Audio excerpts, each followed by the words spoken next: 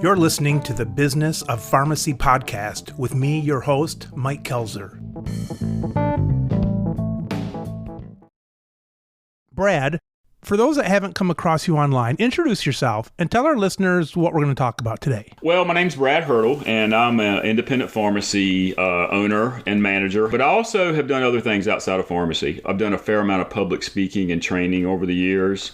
And more recently, in recent years, I've become a coach, speaking to and coaching pharmacists. As an independent pharmacy owner, everyone knows that it's been a struggle. But what I want to talk about today was that kind of tension. What do you do when you're in that as an owner, and you also have other things that you do outside of that you enjoy doing, but then you have to go back into that and kind of deal with that. And I think that tension can be difficult to manage. I think as pharmacists, you hear about the Sunday night blues, when people don't want to go into work Monday. Sometimes I feel like our whole damn profession is like a continual Sunday night. It's like every morning is a Monday morning sometime. Right. It feels like that. It does, because you really don't know what you're walking into. And one of the hardest parts, back when we started, years ago, every job has things that in it from a day-to-day basis that you don't like, you don't love. I mean, it's just part of being an entrepreneur. It's part of working, part of being a leader. But, the things have gotten tougher. It's not all about making money, but before, you had that kind of comfort level that you knew that we were generating a profit, and now it's become so hard to do that puts a strain on you as a pharmacist to kind of be your authentic self a lot of times, to really, really reach out and continue to help people and go that extra mile, because you have so many other concerns when it comes to profitability and finances.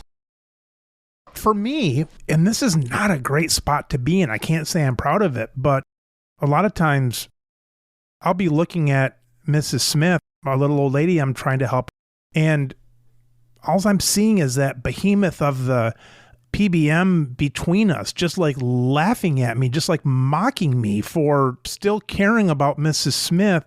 And it's hard sometimes to find the energy to still help. I mean, at some point, you might not be able to. You go out of business and you just can't help. But if you're still in business, for someone to almost make a mockery of what we're doing, and I know I shouldn't see it that way. A therapist would say it's one of those false thoughts or something, but it sure feels that way. Yeah, absolutely, it feels that way. And I think, when you deal with it on a daily basis, continually over and over again, I remember back in the day with my partners, we used to joke, and you've probably said this before too, gosh, I feel like it's getting to a point where we're going to make more off of selling a candy bar or a pack of gum than we are off a prescription. But it was a joke. It wasn't reality. Now it is absolutely reality. When you walk, it's sad. When you walk out and you say, Miss Smith, I'm going to give you, this is your Norvasc. Is your copay's 54 cents. Would you mind buying a pack of gum so I can pay for that label? You don't say that, but that's what you feel like you have to say almost, right? Well, and Brad, the reason why I thought it'd be cool to have you on is because I know that you are a coach and you do some motivational, inspirational teaching. And one of the things that was curious to me is it difficult? Do you use where you're coming from, or do you have to somehow almost like pretend it's not there? Here's why I ask. I'll come home from work and my wife will say, how was work? And my standard line is, well, they don't call it work for nothing. It's called work. But right. When you've got this Sunday night blues, how do I respond to that? Then I'm thinking you're up on stage and you're showing people how to be motivated and so on. And I'm wondering if you're in the good spot because you have something to relate to, or if you almost feel like creepy sometimes inside because you know how you really feel with how things are going. Yeah, that's a great point, Mike. And I think to be completely honest, it's both. Sometimes it's both. There are times when I do have this really internal conflict with kind of fighting this uphill battle, with independent pharmacy on a day-to-day basis. It gets tough and it really will kind of beat you down. On the other hand, what has helped me is that I've been able to employ these kind of, things in my life to bring to that, to kind of make it better, to build resilience. I do a lot of speaking about, the concept of work-life balance, which I don't like that concept. I think that's so time related, as opposed to volume and other things. But I think that has helped me because it gives me an opportunity, when I'm in a growth mindset, which is so important, right? Because many of us independent pharmacists live in that fixed mindset. And I understand it. I do understand it. But it's when you try to really implement a growth mindset, you begin to it's an opportunity to bring some of those things to that, to make it better, to view how you see it. I think there's a quote that I actually shared with a coaching client earlier today. And it's a quote by Andy Stanley, but who is a pastor, but this is not a spiritual quote. It's more of a leadership quote. He said, in leadership, or in life, you could say, there will be problems and there are tensions. If you try to solve a tension, you just create another problem. And that quote has always really spoken to me because so often, whether it's pharmacy or whether it's life, I have tried to view this thing as just a problem that had to be solved. And when I could not solve that problem, it just created more and more stress in my life. But when I began to view it as more of a tension to be managed, then I was able to employ certain things in it, whether it's a growth mindset or thinking, changing your mindset has a lot to do with it. So that has helped, not solve the problem, but help manage the tension.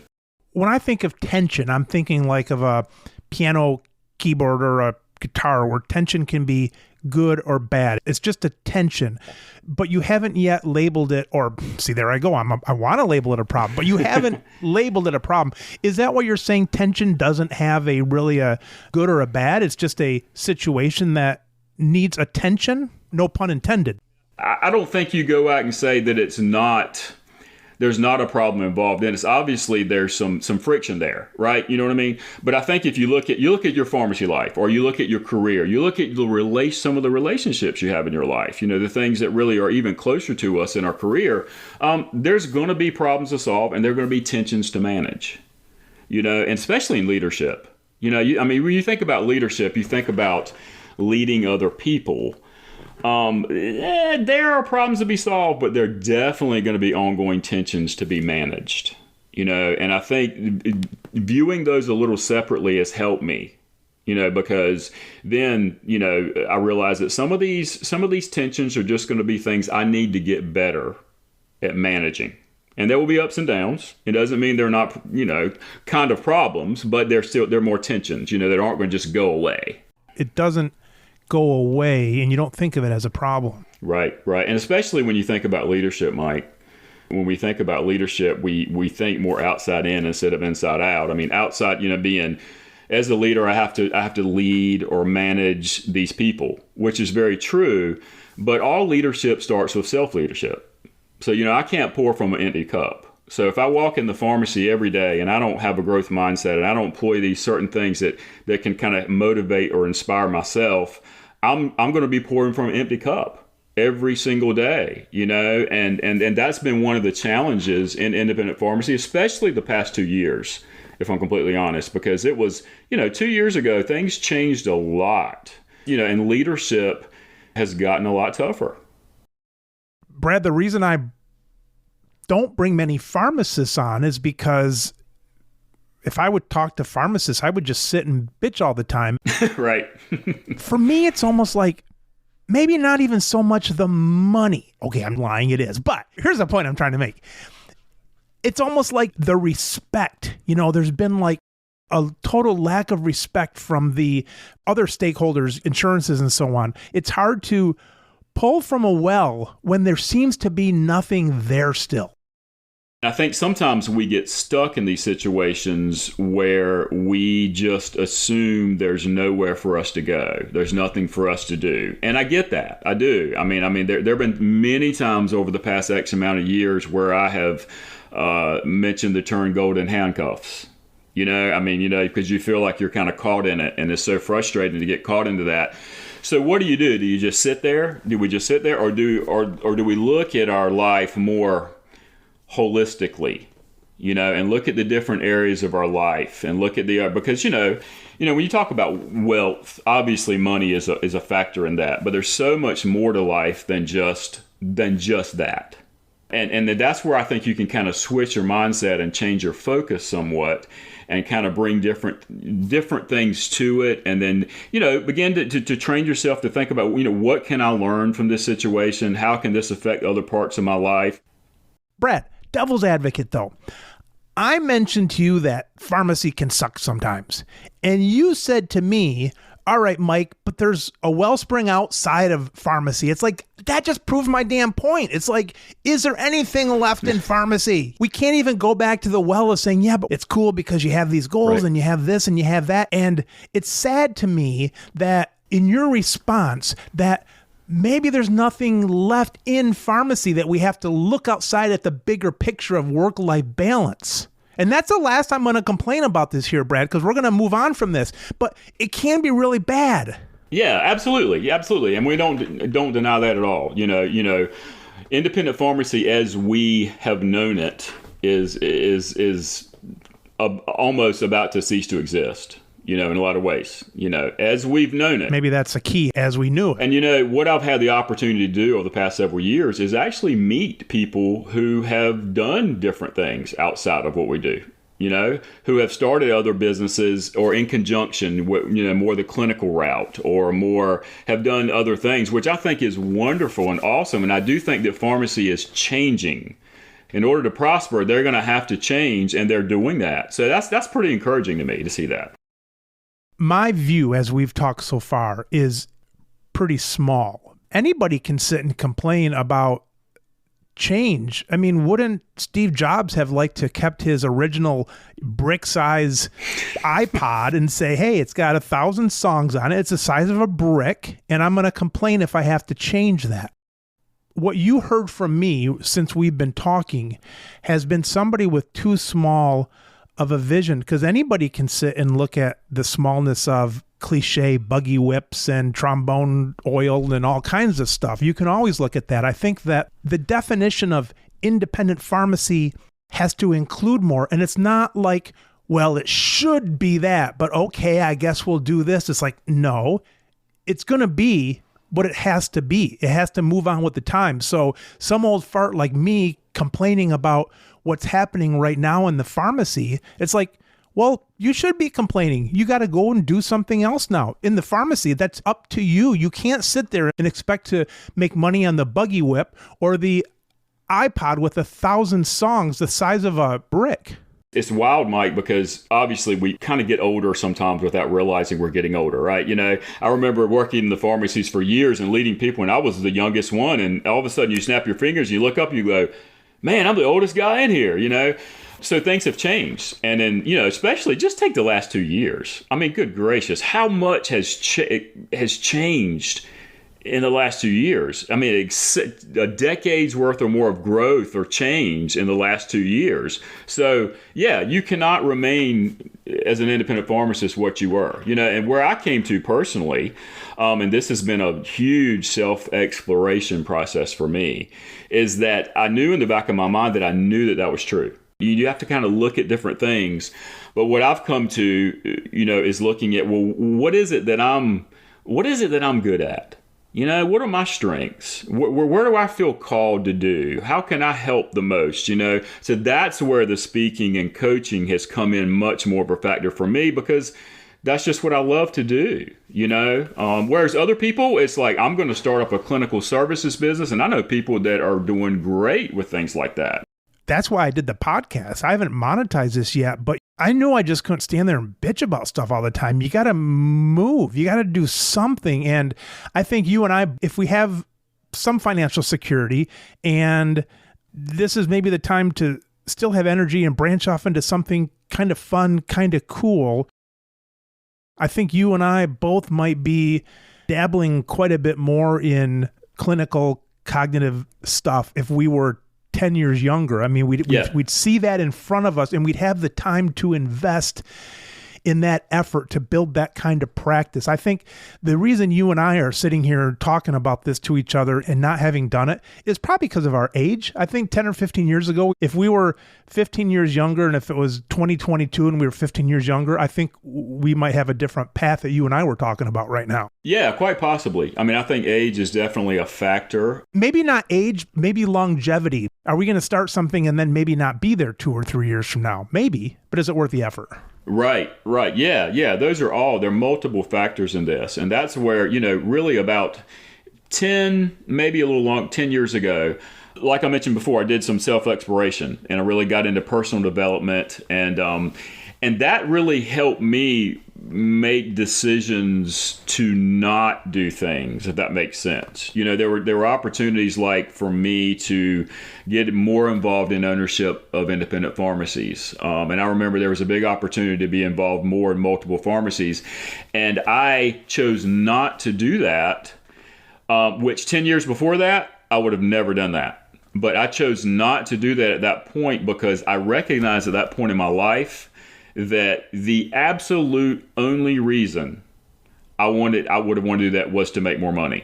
And there's absolutely nothing wrong with making more money. I mean, but I didn't want to deal with the issues. I didn't want to work in the stores. I didn't want to deal with any of the stuff. I just wanted to, and I was like, this is not a good reason, because, and that's where I came to, and that's where it kind of began to kind of switch in me. So Brad, as you move into the second half of life, what are you called to do? What do you want to do? Brad, so you're saying if someone came with that opportunity for you and it was maybe another 10 years earlier, you would have said, well, I probably should for the money. I'm young. I just got to do this. It might not even sound great then, but you would have maybe put your nose to the grindstone just doing it.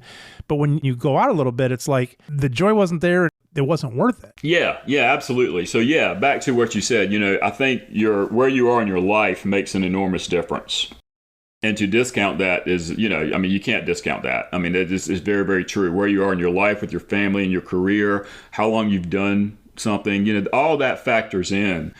But now, one of the things I love to do is encourage younger people who are those 10, 15, 20 years younger than me that are on that point as pharmacists where they're like, this retail pharmacy sucks. I don't want to do it anymore. And I get to kind of coach and encourage them to try to discover their passions, which way do they want to go. And for many of them, it may be a clinical route. It may be, in fact, I talked to a client today and she was discussing those things. And it was fascinating to me to hear her talk about that and totally switching careers. But, they have the same issues that we do. They're at a stuck point, right? You're at a stuck point where you're like, okay, what do I do now? I don't see the future in what I'm doing. And even if there is a future, I don't think I want to do it. If you're counseling somebody younger, at a younger age, if you've got commitments, sometimes you just might have to bite the bullet. Oh, absolutely. Yeah. And I mean, that pertains to all of us. I mean, even where I am now, you and I have worked in pharmacy for X amount of years, and we've been accustomed to living. I don't live an extravagant lifestyle, but a really good, solid lifestyle where I didn't have to be concerned with money on a regular basis, But so, those are always factors for so many. And now, plus, you talk to someone who's, 28 years old, for example, and they still got a lot of student debt because they paid these pharmacy schools, and it's crazy, man. You got people making six figures and they don't have any extra income. They've kind of sold their soul to the profession, at least for maybe 10 or 15 or 20 years until they get in the position where maybe they have other options. Right, exactly. And I think that mentality is beginning to, shift a little in our society. I think, the student debt is astronomical. I think it's greater than credit card debt in our country, right? Student debt. So, I mean, it's unbelievable the burden that some of these very professional people are carrying financially, whether it's a physician, whether it's a pharmacist, whether it's so that's always a factor. Absolutely. But I think the point being that we're at a point in pharmacy where in a lot of areas of pharmacy, things just have to change. They're going to change regardless. And they just have to. And I think we have to decide, depending on where you are, whether you're a 55-year-old person or whether you're 35 and still paying college debt or young family or whatever, you have to decide what route we're going to take. And I think that's going to often be different for different people. But I think I'm fascinated with that whole journey and helping people walk through that journey, that transition. I think it's really fascinating, even though I mightily struggle with it too.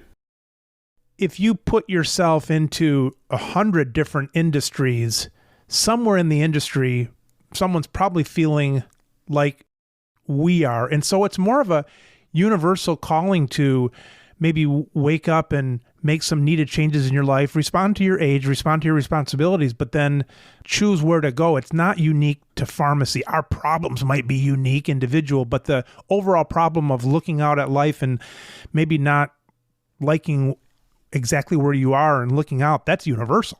Oh, absolutely. And it's rampant. You know what I mean? And when you look at our society now, it's just so many people are struggling. I mean, look at the Great Resignation, Mike. I mean, you look at, we could talk about that for the next hour, the reasons for that, but there is no doubt that a lot of these reasons you just talked about plays a huge part in that. People, one thing that COVID did was that it kind of stopped everything briefly, and then all these changes happened, and nobody knew how to kind of interpret all this stuff, and people started really thinking, okay, well, what do I want in life? With COVID, there's so many things that people have changed, their hairdresser. They didn't have the guts to tell Sally they didn't like how she was cutting their hair anymore. And now you get this break. Churches, you're maybe backing up from the fire and brimstone you heard every week. And now it's kind of just an echo because it's been further away. It gives you a little bit more room to think. You're switching, pharmacies, careers. I mean, that distance was a huge thing, but it's interesting. You said people didn't know how to react to it, though.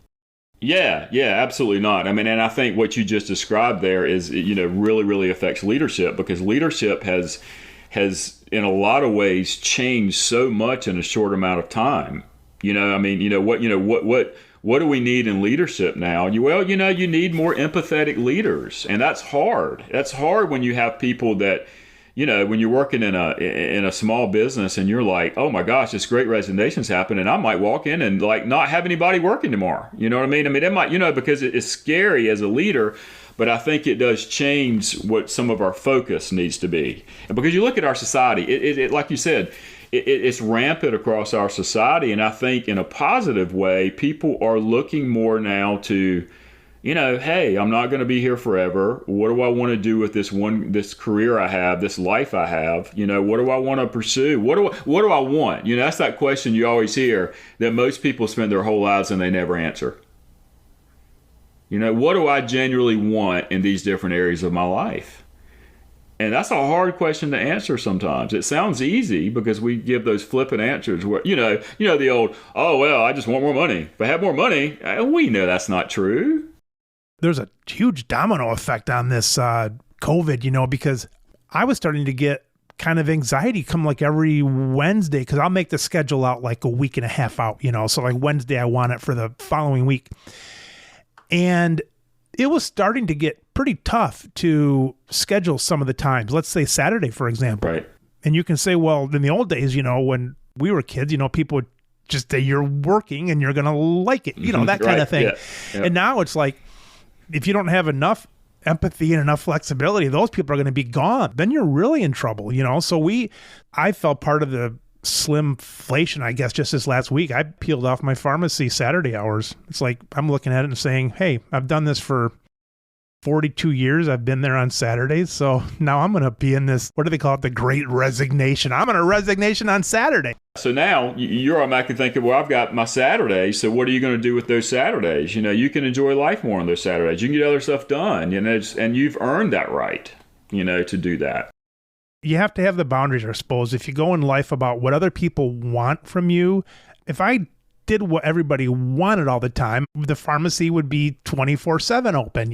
And if not 24/7, people might want you open 8 a.m. to 11 p.m. or something like that. So you got to put your boundaries up, I suppose. Yeah, there's a balance there. In leadership, when we talk about we need empathetic leaders, which I tend to lean that way. I think it's one of my strengths, but there's a flip side to that. Right, that this kind of a darker side that you can go to the, you know what I mean? I mean, you have to have boundaries for people that work for you too. They're in charge of coming to work motivated. You know what I mean? They have to have things that they do. So there's that balance there now that I think we're struggling with in leadership, especially the past 2 years. People talking like at Google and Twitter is like, we don't want to come back to work anymore. And at our age, we're thinking, what do you mean you're not going to come back? That's your damn job. What are you talking about? But when it's supply and demand and the workers have that voice, it's an interesting time to be a manager. It is. I mean, and you know, with the way technology's changed and with media, social media, there's so much influence there on all of us, you know, that we're affected by, even if we don't like to admit it, we're affected by it, you know. So you look at, you know, I mean, look at how many in the past 2 years. I mean, my wife, for example, she's a banker and she's now works from home. And she has for the past 2 years, and it's not going to change in the foreseeable future. And so a lot of people see that and they go, well, man, you know, there's positives and negatives about that for sure. But I mean, that's a real option now for people, you know, that did not exist. I don't know, 5 years ago. I mean, it did not exist really for most people. And then the greener the grass gets for the competition, you know, your competition, other people that can employ your employees, it's tougher to manage those. Right. Absolutely. No doubt. What books do you like to read? My go-to books are always some type of personal development or leadership book, usually a personal development book. That would be my first go-to.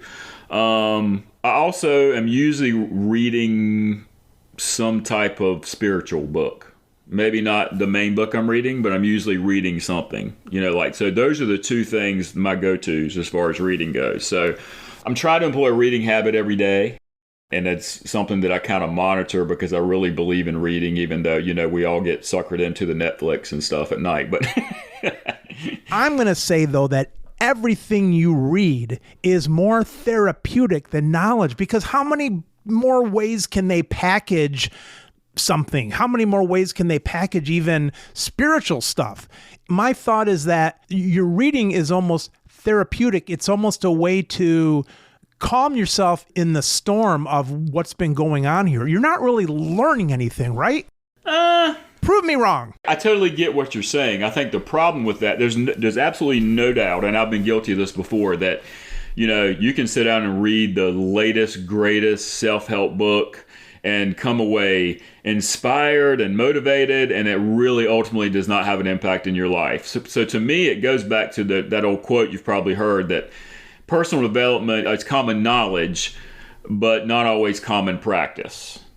So the key for me, what I've tried to do most recently, because, you know, if you listen to podcasts, which I do a lot, you hear people continually say, oh yeah, I mean, I read 100 books last year, you know, and it's like, or I read 75 books last year and blah, blah, blah. And I tried to I never did that, but I tried to kind of do that. But then I was like, you know, I'm not retaining this. So now what I do is really take my time and read things that I enjoy when it comes to personal development, and then try to put things into practice. You know, even if it's just a simple thing, you know, something simple. Just like when I listen to a podcast now, I try to walk away from that podcast and think, you know, what's a nugget? What's one nugget that Mike mentioned in his podcast or one of his guests mentioned that I can take and that might make an impact in my life? And to me, that's much more constructive than just saying, hey man, I read, you know, 50 books in 6 months or whatever, you know.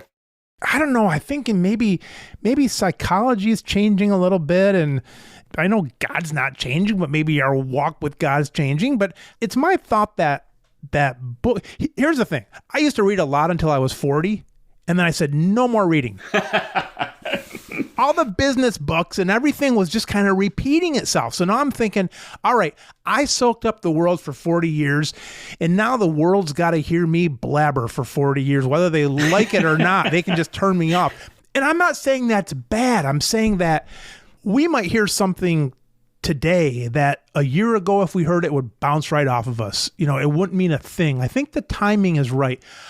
Do you think there's anything new under the sun, though, truly in the kind of stuff you're reading? Or do you think it's just packaged differently? And there's nothing wrong with it just being packaged differently. Yeah, I mean, I definitely think you could make the argument that there's really nothing new under the sun when it comes to, for example, personal development, obviously. But I think it goes back to the old principles remain.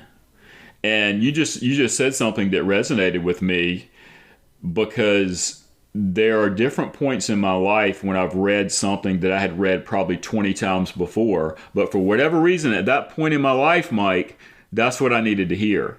That's when it resonated with me. And I think that's the magic in it. I feel like that's when, the right moment. And, we all, you hear the saying, leaders are readers. And I believe that. And I wouldn't call myself an avid reader, but I do try to employ it. But I think it's just so much more constructive. And I think reading does something to our minds that helps us become, see things differently and imagine a little bit more. And it's not just that book that, maybe repackage the same old stuff that was said 30 years ago. It's what it does to us. My dad called a plumber one time, and the plumber came out and the tub was loaded up with water, and my dad called this plumber for some reason, and the plumber came out and flipped the switch. My dad, in the midst of looking at his problem so closely, for some reason, he never flipped the drain. The plumber came in, flipped it. At the time, it was $25, probably a couple $100 now. But it goes to show that the right person at the right time can sometimes flip that switch. Okay, so Brad, here's the setup. Someone's coming to you and saying, Brad, I know that other professions have it bad too, but I'm a pharmacist. And I know that there's been age-old wisdom that's repackaged and so on, but you're reading it right now. You have a pharmacist who has the Sunday night blues every day of the week. And Sunday night blues is not just depression. It's a little bit of depression, maybe mixed with anxiety. There's a few different things that's mixed. So you got a pharmacist mixed with the ongoing Sunday night blues, but with your information that you have. So Brad, give us the magic answers. Well, I mean, I think your story a while ago, just a minute ago, Mike, about your dad with the plumber. So you said, you hired the plumber and he came over there and said, you didn't flip the switch. So you could go away and you could walk away from that and say, gosh, that was such a waste of money for me to have to do that. But here's the thing, and I think this happens to many of us. Too often we are just so close to the problem. I described this earlier today. It's like if you take a bottle with a nice, take a nice IPA beer or something that has a fancy label on it. We're living inside the bottle, right? We're inside ourselves. We're inside our head. We're in these, complaining sessions with our fellow independent pharmacists, blah, blah, blah. We're inside the bottle and we don't see the outside of the bottle. And often what we need in life is to someone to come along and to help us see the outside of the bottle. So for that person who says, I'm just totally stuck, I don't have anywhere to go, I get it. I have been there. That depression that and anxiety, I have lived that. It's almost like a low grade depression. It's not a high enough fever that you don't get up and not go to work, but you have a fever, right? You know what I mean? It's that kind of thing that you feel. And I've lived with that. I know personally, sometimes I get a little depressed just because I know I'm going to wake up with that same gnawing anxiety sometimes, and you just get depressed about that. I know they're probably related more than that, but that's what it feels like. It feels like depressed that you're going to feel the anxiety again. So you've been there. I have been there, and and what it can lead to is burnout. Which is something we've heard a lot about the past 2 years, and I think we have a lot of people in healthcare and pharmacy and in healthcare in general that are on the burnout train. They're on that train, and it's a scary thing. And I think that's become a huge issue, in our profession in the last X amount of years. And that's what can happen because we continually, metaphorically go to work with that low grade depression, that anxiety that one causes the other, does the other cause the other. We don't really know. And then you look up in your life one day and you realize, I've been on this burnout train for a year. And you start looking around the other parts of your life and you go, man, my marriage is not as good as it was. My relationship with my kids has been affected. When's the last time I went and played golf with my friends? All those things. And I think those are symptoms that can lead to burnout. And I feel like burnout is a spectrum. You know what I mean? Some people hit that wall, man, and it's burnout. But I think there's a spectrum of burnout that a lot of people are on that spectrum, and they're pharmacists, for example. They're smart people, but this is not an intellectual thing. This is much more of a, I do a lot of teaching on EQ, or emotional intelligence, which is a fascinating topic to me.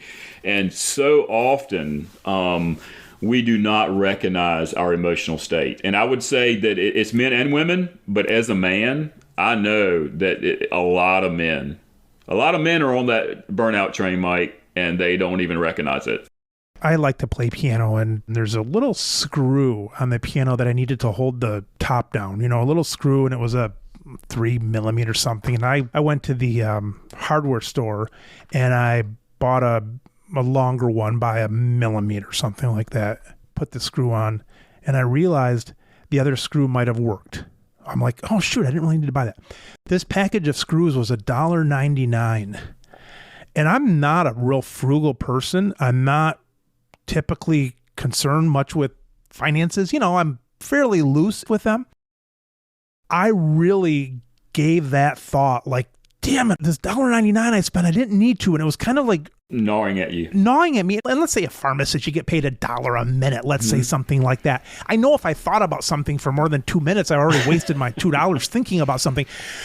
I'm smart enough to know it had nothing to do with the $2. Right. It had to do with this other tension, and your mind is able to focus on something as silly as a little screw. You don't even know what to focus on. Yeah, absolutely. I mean, that's a great example, because that's a very small thing, but so often we don't recognize that in ourselves. I mean, you look at working in a retail pharmacy day to day. It so often feels like it's just the tyranny of the urgent. Right? I mean, you need to get these things done, but a phone call and a problem and and you're pecked at all day long. And, that wears on everybody, and then you add to that the struggles that we have. I mean, should I really be doing this prescription? Can I afford to do this prescription? I don't really even freaking know. Yeah, exactly. I mean, so, that leads to burnout. And I think there's been a low grade burnout going on in our society for a long time with a lot of people. And but I think it's much more prevalent. And I think COVID has kind of exposed that to a point. I mean, I've often said that, and I don't have the research to back this up, but this is just an example. So like, as a society pre-COVID, if you put everybody in the same pot and we were all, everybody has stress in their life, right? It's part of life. If we were all running generally at a 4, stress level 4. Well, COVID came along. Everybody's collective stress level went probably from a 4 to a 7, a 4 to a 6 or 7. Then, Mike, you add on to that the stress of your job, the stress of your profession, and then you add on to that the normal stresses of life. Something happens to someone in your family, or a kid problem with your kid. I mean, we have a society full of people that are running at 8, 9, and 10 stress levels. And sometimes you're running at that level, and if the next day comes along and there's not much going on, it's kind of a easy day, or you have a day off or something like that, you're so damn used to being up at 7, 8, or 9 on the tension scale that you find something to keep yourself up there. I mean, no sense dipping down just for a day. The little box of screws, right? The next day you go buy the screws, and it's... If I've got to turn it on the next day, I'm going to find something to get worried or upset or anxious about, because why waste good anxiety when it's inside of you? Well, and even when you go back to just brain science, you look at brain science. There are things going on in our brain with high stress levels that's leading to burnout that are not good. Increase in our inflammatory response, which leads to all kinds of disease states. Things like that are happening. And we're, as pharmacists, we're smart enough to know. We know this stuff is true. How your nervous system reacts to stress. That can be I think there are a lot of people that are running almost in a trauma response now, on a more continual basis, and that is not healthy. Zebras in Africa or something like that. I mean, they get this high stress, once a day when the lions are chasing them, but then they just forget about it. But our problem is we're smart enough as humans to think about the past and then think about the future, and you're like, I maybe could use some of this stress, because something's coming, and you never come down. Yeah, that's a great point, Mike. I've often said, as human beings, we're such amazing creations. I mean, when you think about it, we have the ability to, visualize the future, to think about what we want in the future, where we want to go. And we have the ability to try to reconcile the past, and we have the ability to try to live in the present. But that therein lies the struggle, right? That's where the tension is for all of us. You hear about people talking about being present. I think some of the reason why it's easy to not be present is because we look around in the present and you say, good enough. You say good enough, and your mind then takes off to the future. If you were in a sword fight or something, you'd stay in the present.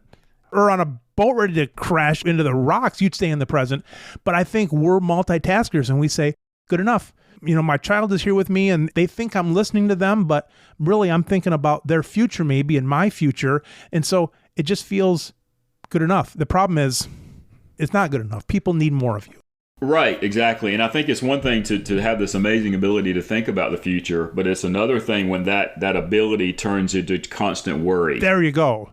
That's what often happens with us. It turns into this thing we ruminate on.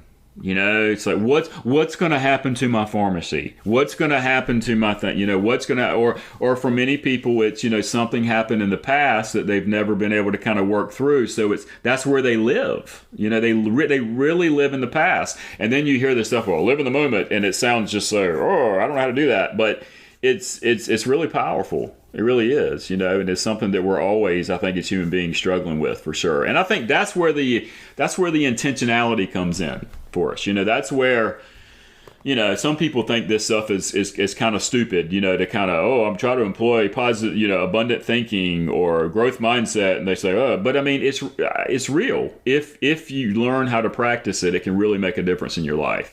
Sometimes when I'm triggered, some stress, I think it's something currently that's making me feel this way. Instead of just being safe, taking a break, I start trying to explain why I'm feeling that way with the current story. And that current story is not true. Your mind's making up a current story to match how you're feeling, but the feeling's not from current, it's from the past. Long story short, being present's kind of important because it stops your mind from spiraling all these current crazy stories. And it's like, that's not now, it's the past. Exactly. Sometimes it's almost like we think we're smarter than we are. We are intelligent, but we're not. We have this conscious mind and we have this unconscious mind. And often where that's coming from is some pain from your unconscious that kind of comes up now. But unless we're able and have tools and the ability to kind of recognize that, I mean, think about what we'll do with our lives. I mean, think about, being hurt in the past. And I can share a story with you about that. When I graduated from college, I met a girl at the end of my freshman year at University of North Carolina, and we started dating and ended up dating the rest of my time there in college. And I went on to pharmacy school. She went on and got a master's degree in education, and right after college we got married. And 6 months after we got married, one night we're on the way home, and we get broadsided by a drunk driver going 70 miles an hour that hit us on her side, and she died beside me in the car. Oh. So as I walk through that, as I go, and that was a long time ago, but as I walked, I was 24 years old at that time. So what brought this up when you said that with me was that I had a really good friend of mine that kind of walked through me with that. Mm-hmm. And one of the things that he brought up to me, which it's a deep subject, but he brought up to me after that, he said, Brad, you have to walk through this process of forgiveness. Mm-hmm. He said, because if you don't forgive, what's going to happen to you, he said, you're 24 years old. He said, what's going to happen to you is that when you're 35 or 45 years old, one day you're going to be remarried or you're going to be in a relationship, and all this anger is going to come out. And you're going to assume that anger is from that present moment. Yeah. right? You're going to assume that whatever's happening now is just, making you angry, stressing you out. He said, and it's all going to go back from that anger that you repressed all those years ago. So when you said that, Mike, it made me think about that. It's like, because it's so true. And that's that's a tragedy. So that's really heavy. But that made such an impact in my life. I mean, in fact, I would venture to even say now that, my marriage right now is solid and I have incredible relationships with my kids. That point right there has a lot to do with that. Because there's no telling, I would have become, I don't know, I wasn't a bad guy, but I would have become an angry person. There's no doubt about that, so that made me think about that when you said that, so true. Well, my condolences to you, Brad, at this late date. I'm very sorry for that loss you went through. Well, thank you. Thank you. I feel everything is in minor comparison after things like that, but I'll continue talking about that. It's like, yeah, if you don't, well, it firsthand, about that, boy, about forgiveness. Yeah, and it's really difficult process and difficult, and we could talk for an hour about that, that subject only, but it's so important. And I know when you hear a story like that, that's what you call a big T, capital T trauma, right? But many of us go through that, but many of us go through those small T traumas all the time. These things are happening in our careers, and different things are happening in our life, and it's just so important. To kind of do that. So those are the things that matter. There's a term I learned a couple weeks ago. I wrote it down here because I thought it was kind of a cool term, but it's called region beta paradox. And it's talking about how, and I guess this would be your case, Brad, where, and forgive me for even commenting on this, I feel small, commenting on something so big. No, go ahead. You're fine. I'm open, man. You're good. Go for it. This region beta paradox, it was saying that sometimes in life, the big things, like your wife dying, the big things are big, and those need attention, and it needs forgiveness, and how you even do that is another thing, but it makes sense to do that.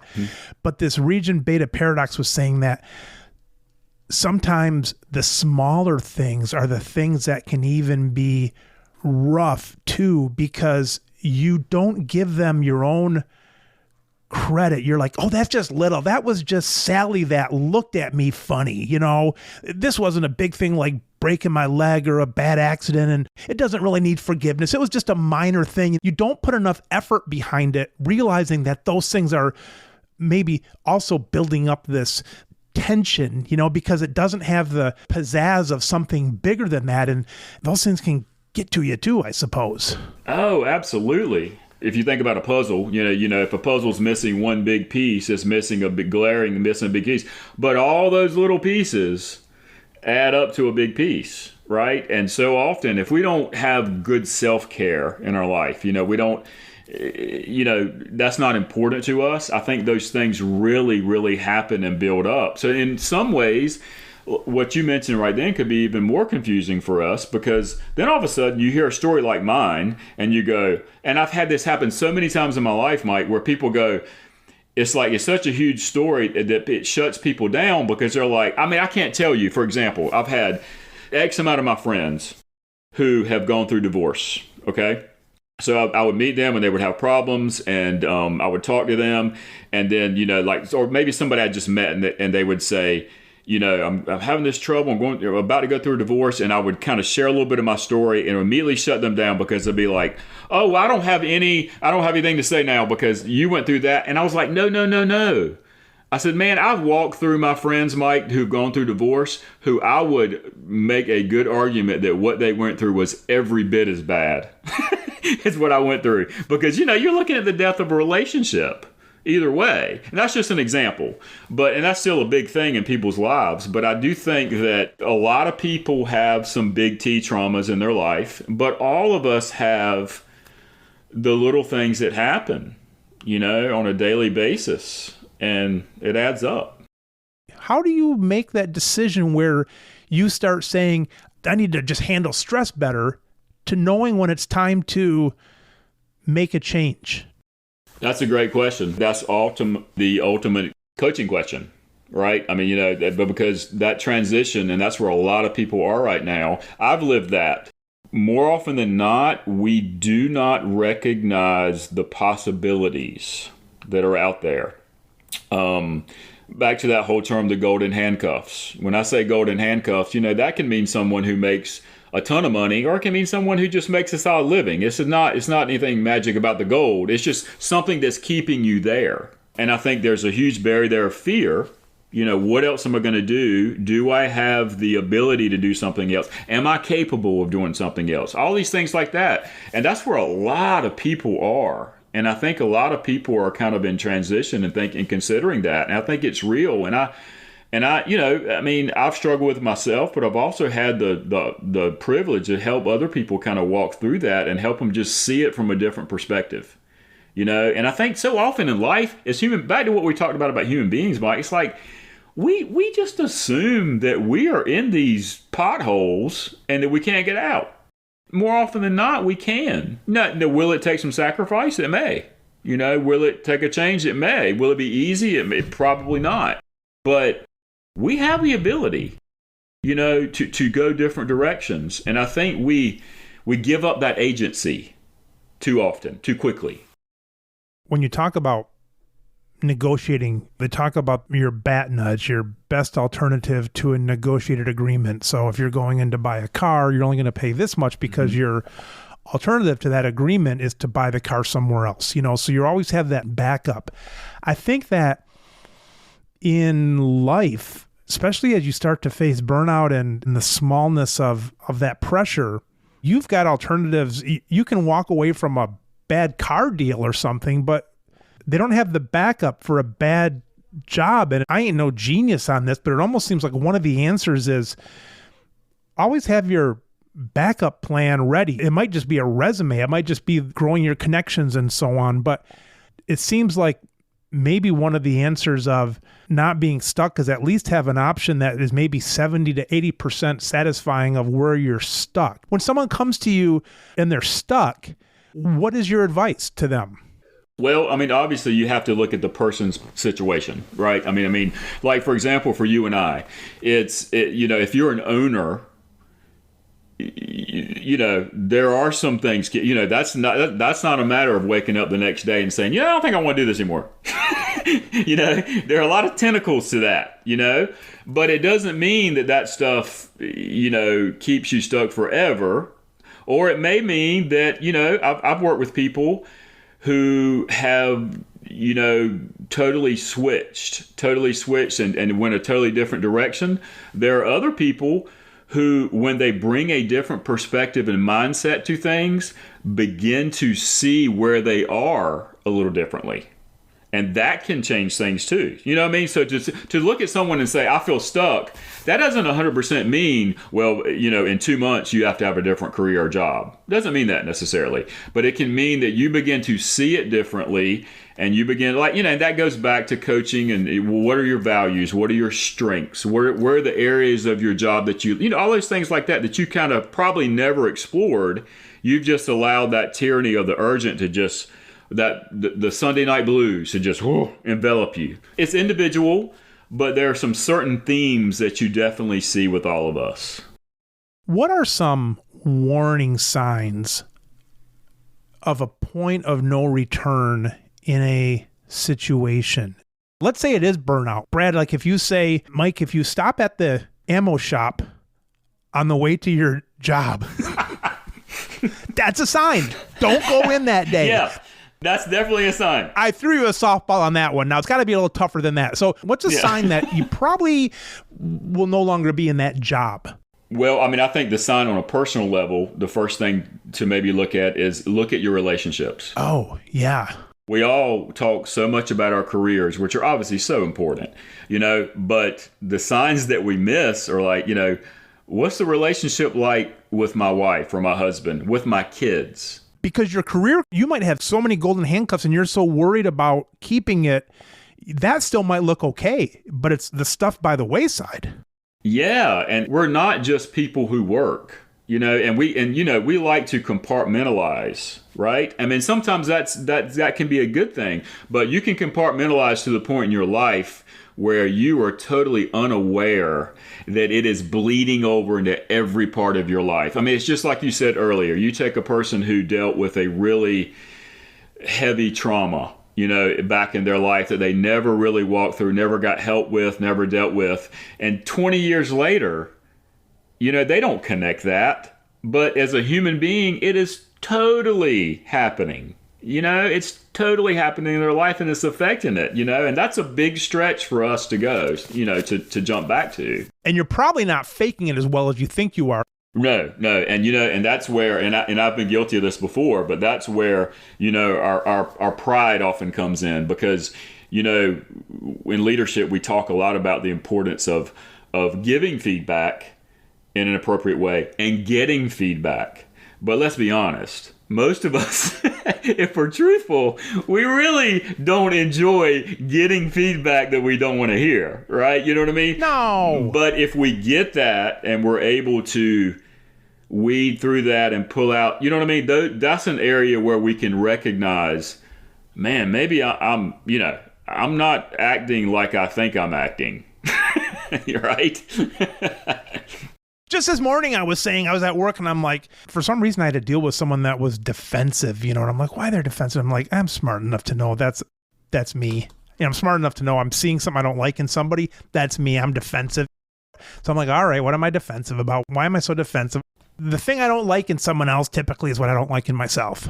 And we know that that's true, right? I mean, psychology tells us that's definitely true in all of us, but the ability to be a self-aware, like you're doing now, you recognize that is so key, right? And then also, like working our thing, when someone's defensive, it's that even though you don't feel this, it's that reminding yourself that more often than not, people are a certain way with us that has nothing to do with us. Right. I mean, especially look at our profession, Mike. You got people that come in with these huge burdens and they're defensive, and they're not saying it doesn't affect you or me, it does, but 99% of the time, it really has nothing to do with Mike, my pharmacist. All right, so that can be a sign. Relationships are starting to struggle. Anything else we should be looking for? A pharmacist listening to this now saying, yeah, I feel burned out. I'm hearing what they're saying. Yeah, maybe I have been a little bit short with this or that. Anything else they could be looking for that would be a sign like there might be a change? Maybe it's just more than looking at tensions. Maybe it's something a little bit deeper. Was there anything else that we should be watching for besides just relationships?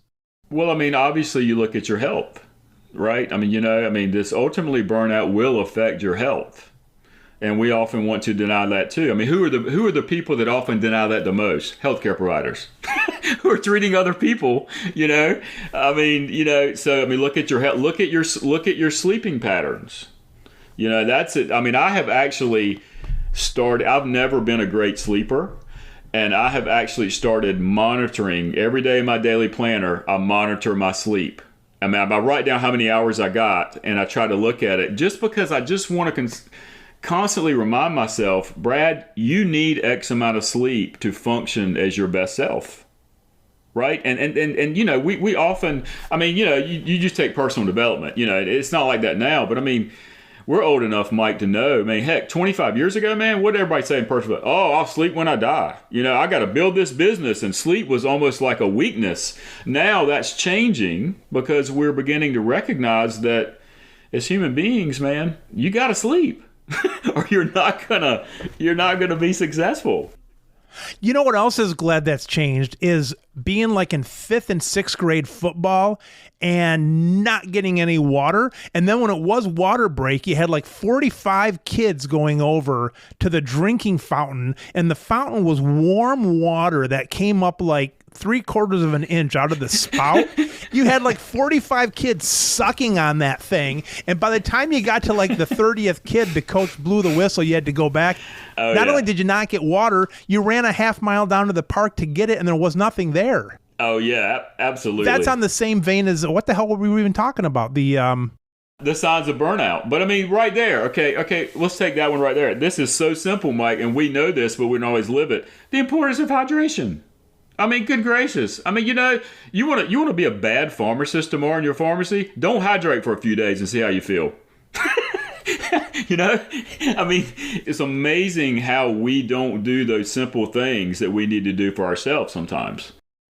We can start to think scarce as owners and as pharmacists, and we think scarce. And so we think, how can we get by? How can we take as much burnout and as much smacking and still move forward? I think the message that you're bringing is, it doesn't have to be at the end. You can be doing this now.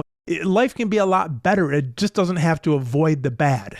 Absolutely, Mike. And I think that's the key message, you know, that we have to be more intentional about our life, which means we're paying attention to the different areas of our life. And we're not siloing everything. We're not compartmentalizing our life. We understand that we're a whole person. We understand that, you know, I don't have to work 65 hours a week to have value.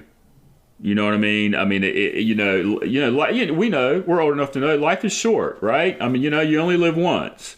And, you know, we all have that kind of desire to achieve because we're high achievers. But, you know, there are a lot of areas in your life that you can focus on achievement, you know, and a lot of that, and I think it's a contentment thing that, you know, we don't do the important things in life to find that peace and contentment. Because, hey, look, nobody ever promised us that this life would be without adversity. You know, we're not going to mash what was it, that Staples commercial or something? They had the big easy button, yeah, you know, the big red, yeah. We all have this like desire to mash the easy button, right? But it's not going to happen. Life is going to be tough, you know, but it doesn't mean it's not great still. You know, in fact, I'm a big believer, and I speak about this a lot when I speak, and that is, you know, learning how to find the purpose in the pain.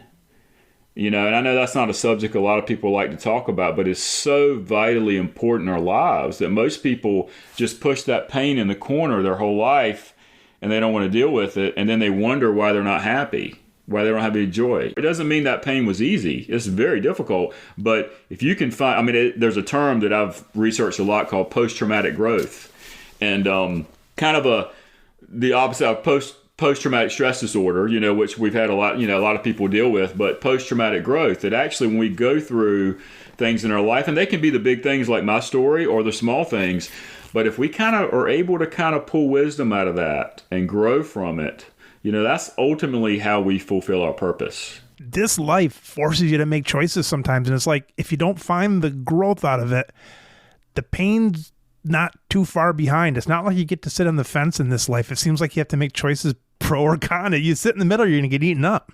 You pegged it, man. One of the greatest gifts, arguably the greatest gift that we've been given, and that is the ability to choose. And, you know, that sounds great when the choices are good, but when you're in the middle of a trauma or a painful event, to think that you still have the ability to choose which way to go is kind of scary. It is kind of scary.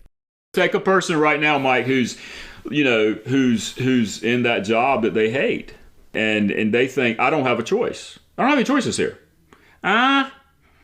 When you give up that agency, we give up one of our greatest gifts, and it doesn't mean it's easy.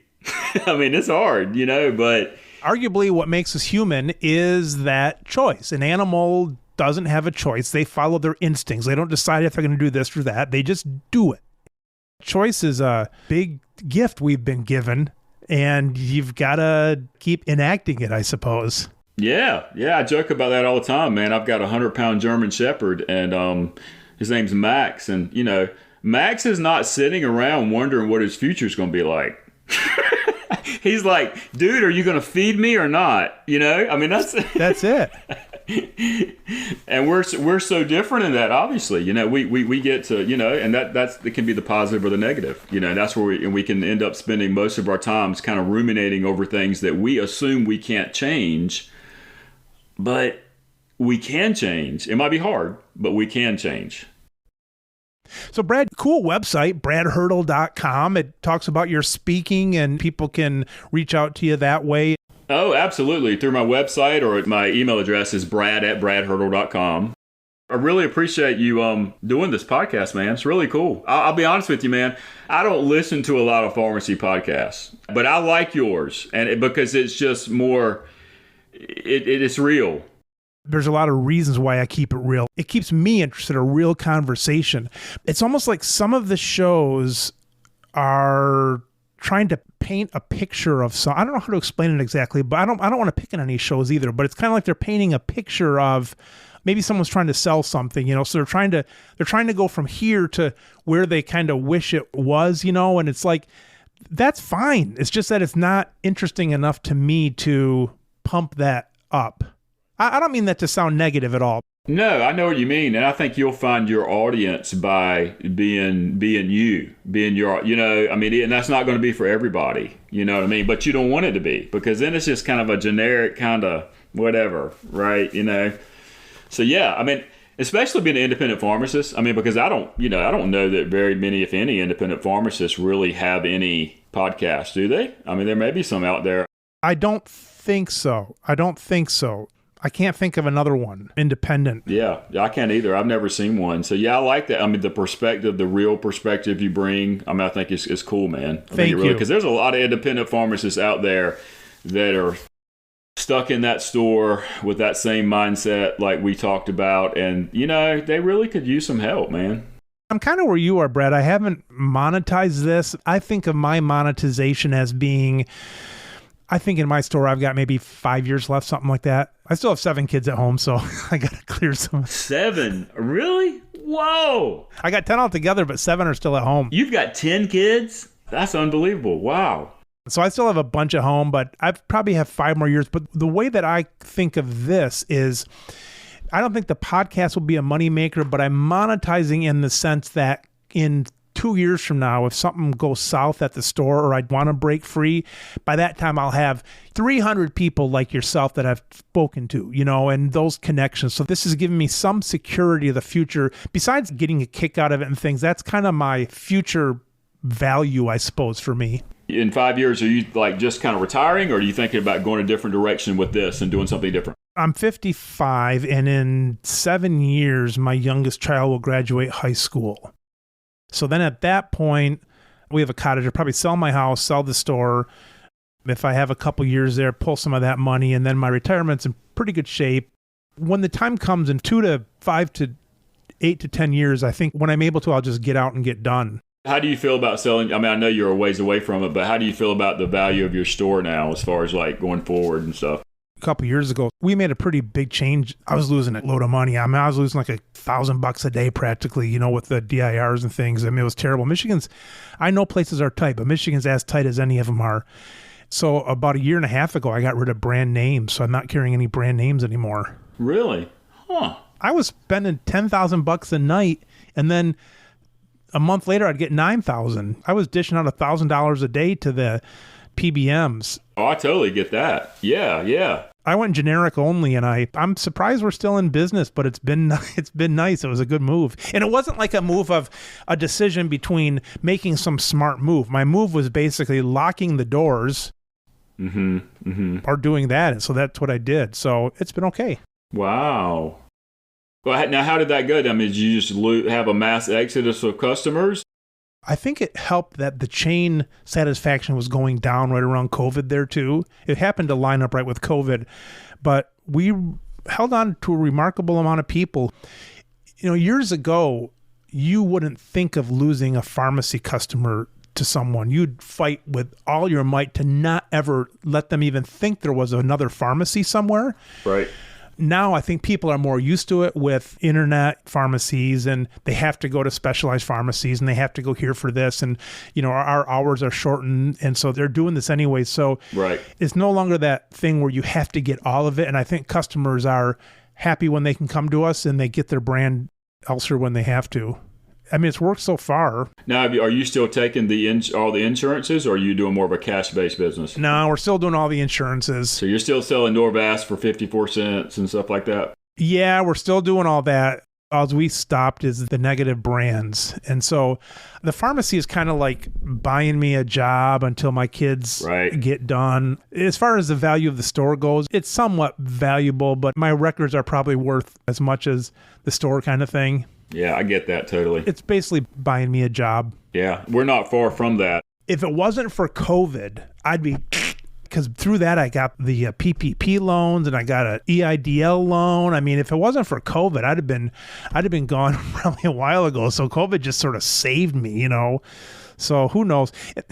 You got to be careful what you wish for and don't wish for. We don't know. We don't know what's good for us, Brad. No, we don't. As humans, you know, we don't. Try. Man. We don't. Try to make choices, but you don't know. Yeah, and you make the best choice you can at the moment, and you kind of have to roll with it. And that goes back to what we talked about a little bit. Is trying to bring a different mindset to it and perspective, and just kind of say, God, I don't know. Maybe this is your part of your plan for me, and there's something. I mean, you don't know. You don't know. You play along like we have something to do with it. That's right.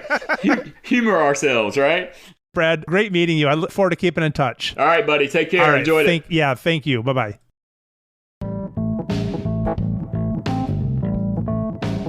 You've been listening to the Business of Pharmacy podcast with me, your host, Mike Kelzer. Please subscribe for all future episodes.